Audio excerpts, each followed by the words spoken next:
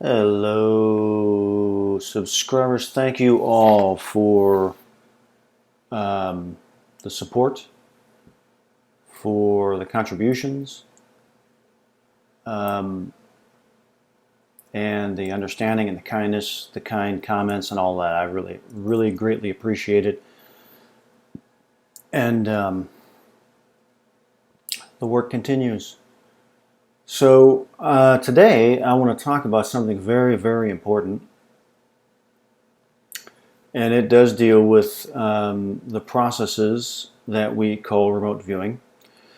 And it's a pursuit that I can. There's a couple things I'm going to address, but I'll start with this one right here. About 8 years ago or so, where I was in a situation where I was, I don't want to say upset, but I was a little upset about how long it was taking to get where I wanted to be in a session. Let's say if I did worked on a session for an hour, it might take me 45 minutes before I felt that I was being pulled. The first 45 minutes I was pushing. I was not happy with that. I wasn't happy with that because I wanted to explore how I could, what was going on, and how I could shorten that and feel that what I wanted to experience very early on. So I had to go back to what's called stage one, or the ideogram process, which is how controlled remote viewing begins, with the ideogram process. And the ideogram process is an automatic process. And it deals with a target, quote unquote, target reference ID, or a target reference identification. And those are very good words for it, reference and identification. The reference means the link to the quote unquote target, and the ID is to identify what that link is. So they're very good psychological words. Maybe he was using some neuro-linguistic programming or something like that to come up with that phrase for it. But either way, it's pretty good. So here I began to explore. I I re-examined my understanding of the ideogram. In that, what is it? How am I using it? Is it working? Is it not working? And what do I need to do to have the kind of experience that I wanted to experience? So, as a result of that, it started the long exploratory process. This was really the beginning of my exploratory process, where I was like, okay, hang on a second. All right, I know this works. Now I'm drawn to why it works and why sometimes it doesn't work, how it works, what is happening, what parts of my brain are being stimulated, how do words come into play, how do numbers come into play, what is the state of the input, what parts of my brain are stimulated, and then move to other parts of my brain, what information do they formulate and then send to somewhere else, and how does the quote-unquote input get obliterated in certain mental processing realms in my brain, and all that kind of stuff. It started that journey. So what I want to talk about today are a single process that I divided into two processes that then get formulated back into its single process.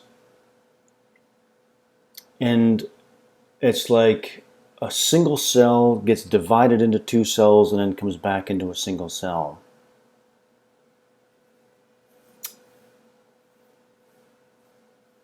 Somewhere in the realm of the data miner versus, my soapbox debate of the explorer versus the data miner.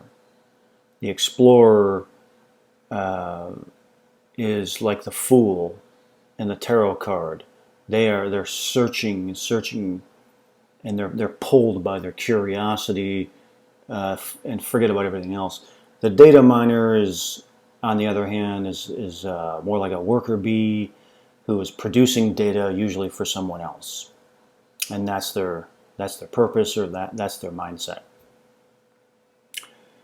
And ideally, you'd kind of want to again merge the two of them. You can explore and data mine without feeling like you're a slave, and without falling off the cliff, like the fool in the tarot cards. But what I wanted to discuss today is these two factors again, where you have what I would call the discovery process, and then you have what I call the automatic process, and how they really are two separate pieces of one single process that is happening primarily in the brainstem, in the medulla oblongata, and the areas of the brain right there at the brainstem where that type of information is being processed.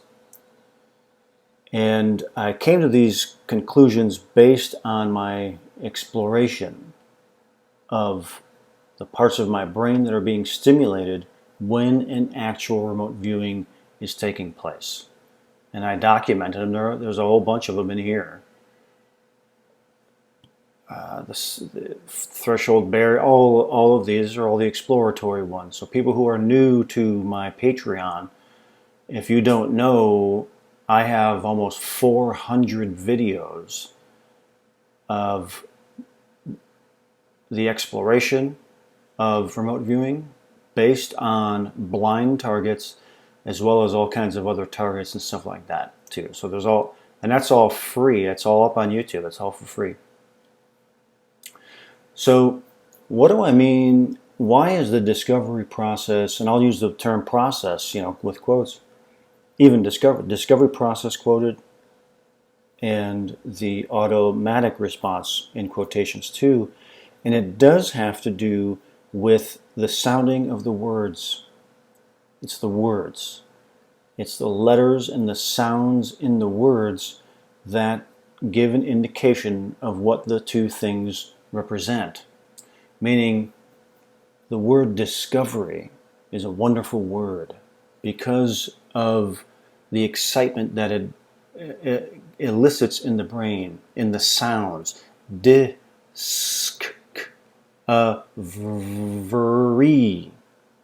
The sounding of the words. The sounding of the words that stimulate the brain. The combination of those sounds into a word called discovery, meaning stimulates the curiosity. It's in search, find, stimulate, curiosity, discovery. Then you have the other term, automatic. When people think of the term automatic, it sounds kind of robotic, but if you listen to the sounds of the letters, they are automatic, ending on a k sound. So it's more like down here. It doesn't stimulate the curiosity as much. It's more of a word that can trigger the idea that, well, you just let it happen. There's nothing I need to do. It's automatic. Those things come into play in the remote viewing process as two separate approaches, meaning that the automatic process is what I was exploring back here with the revisiting of stage 1. Where was that? Way back here. Right here.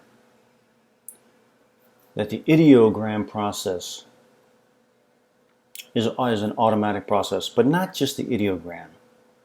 That it takes, there's a traveling experience between the stimulation of the input and the creation of an ideogram through the hand. So it doesn't start here. Through my exploration,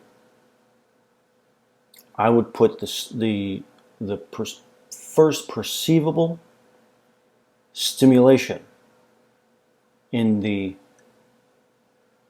brainstem, in the medulla oblongata, that deals with automatic responses. The heartbeat, the breathing, things we don't have to think about. That part of the brain is automatically dealing with those things.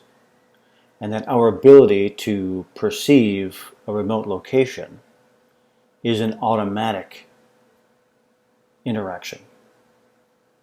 Automatic. Built in. That is my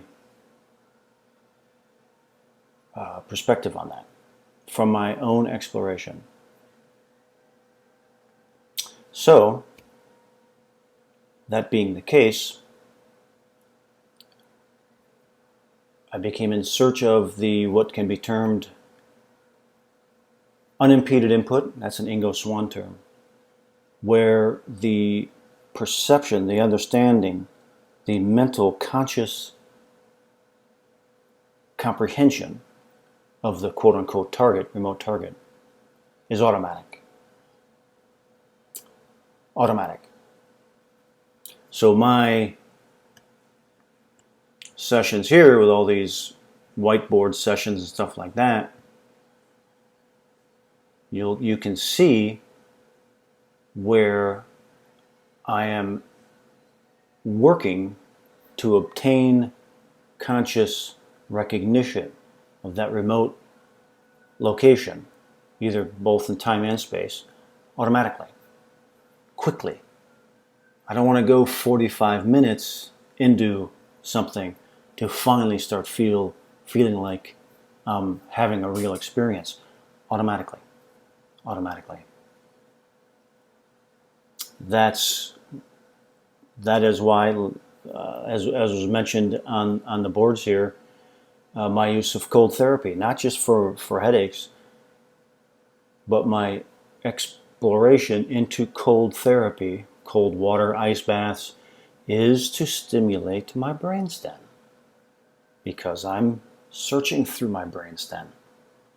I'm moving through the cerebral peduncles in my brain to find and experience proprioception. I'm bringing my awareness into my medulla oblongata to experience the automatic response to this remote range of time and space. So that's the automatic process. But then there's the discovery process. The discovery process. And the discovery process let me say this as well, is that the automatic process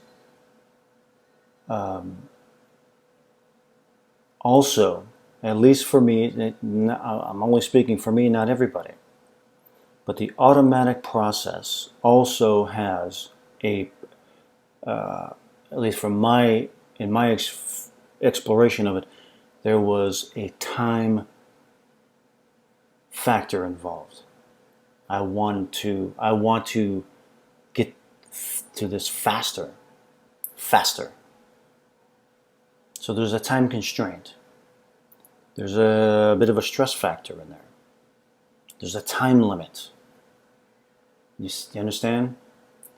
So there's another factor in there. The discovery process, on the other hand, does not deal with time constraints. Doesn't deal with time at all. The discovery process is the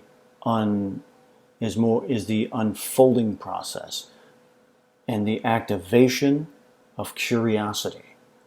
It's the activation of curiosity. When the curiosity is triggered, then the viewer is pulled to more understandings of the stimulus. And where does that happen? That's happening here, in the dentate gyrus. This is the part of the brain related to the hippocampus that deals with numericals, symbols, words. It also deals with processing novel environments, aka curiosity. Curiosity. So it's the stimulation of the dentate gyrus, the discovery process, novel environments, dentate gyrus, the automatic process. Shoot it up to conscious awareness. Medulla oblongata. So the two of them can sit separately for the explorer. The explorer can say, I want to explore the quote unquote discovery process, and then say, okay, I want to explore the automatic process. Ideally, they come back to the singular process of being able to soften the time factor, to have to be able to move with the automatic response process and be pulled into the journey process. The two parts of the brain are now functioning together. That's the ideal situation. That's the ideal situation as of now. As the exploration continues and continues. So, those are some thoughts for today as I sit down at my table in my laboratory here and look at these things, primarily looking at the words and the sounds that are used, the sound of the words, the sounding of the words. So that became important. So the exploration of the part of the brain that deals with phonics, numerics, because I'm looking at a target reference ID, which is numbers and letters. Numbers and letters. What part of the brain deals with numbers, mnemonics, and the symbols of letters and the sounds of letters? The dentate gyrus.